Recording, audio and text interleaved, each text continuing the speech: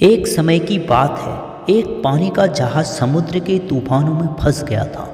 पानी का जहाज और उसके सभी यात्री समुद्र में डूब गए, केवल एक व्यक्ति को छोड़कर। ईश्वर की कृपा से वह व्यक्ति बच गया और तैरते तैरते वह समुद्र किनारे बने एक छोटे से टापू में पहुंच गया। वहां पहुंचकर वह ईश्वर से प्रार्थना करने लगा, हे ईश्वर, कोई मुझे यहाँ बचाने के लिए आ जाए। वह यही प्रार्थना करता रहा। पूरा दिन गुजर गया पर कोई उसे बचाने के लिए नहीं आया। फिर वह रात को रेत में ही सो गया।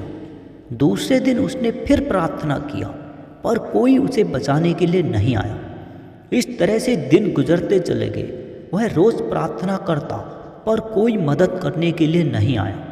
एक महीने बाद जब वह हार मान चुका था, उसने सारी उम्मीदें खो दी थी और वह उस छोटे से टापू में लकड़ी की झोपड़ी बनाकर रहने लगा।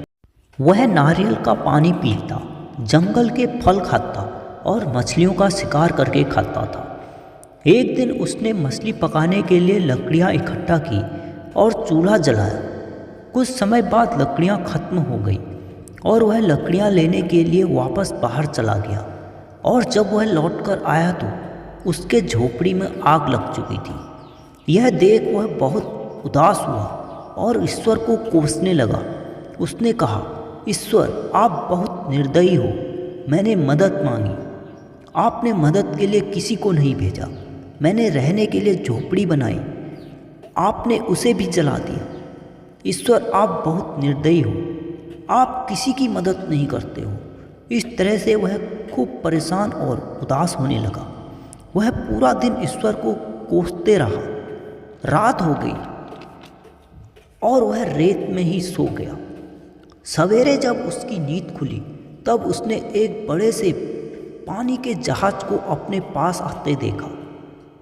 उसे अपनी आंखों पर भरोसा नहीं हो रहा था कि कोई उसे बचाने के लिए आ गया है।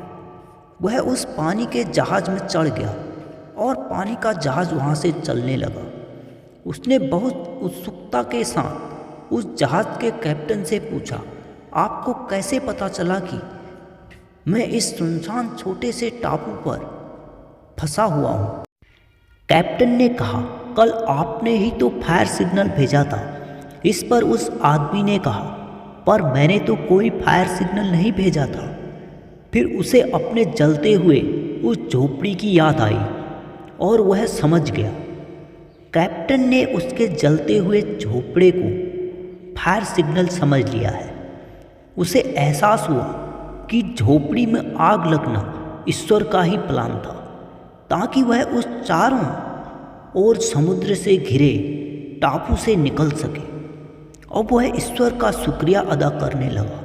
दोस्तों, हमारे साथ जो भी होता है, हम बिना सोचे समझे ही उसे अपना मुसीबत समझ लेते हैं और उसके वास्तविक गहराई तक नहीं पहुंच पाते हैं और ईश्वर के प्लान को समझ नहीं पाते हैं। जब भी बुरा वक्त आता है, हम ईश्वर को कोसने लगते हैं, जबकि हमें ईश्वर पर विश्वास रखकर अपने कर्म करते रहना चाहिए। जब भी बुरा वक्त आए तो हमेशा याद रखना, इसमें भी ईश्वर ने आपके लिए कुछ बेहतर सोच रखा है, जो सही समय आने पर आपको पता चलेगा। इसलिए कभी भी हार मत मानिए। हमेशा मुश्किल परिस्थिति में भी हौसला बनाकर आगे बढ़ते रहिए और अपने अच्छे कर्म करते रहिए। आप एक दिन जरूर उस प्रॉब्लम से निकल जाएंगे और सफल बनेंगे। धन्यवाद।